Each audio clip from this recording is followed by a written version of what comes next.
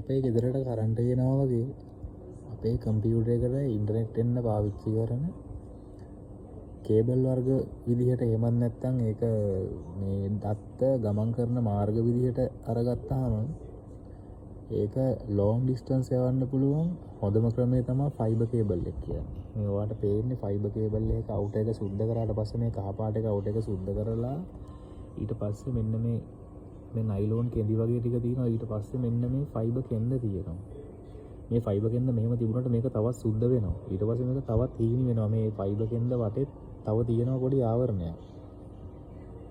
දැන් මේකට වෙන්නන් try කරාට ඒක හොඳට පේන්නේ නැහැ. එක වෙලාවක නම් පේුණා දැන් පේන්නේ නැහැ.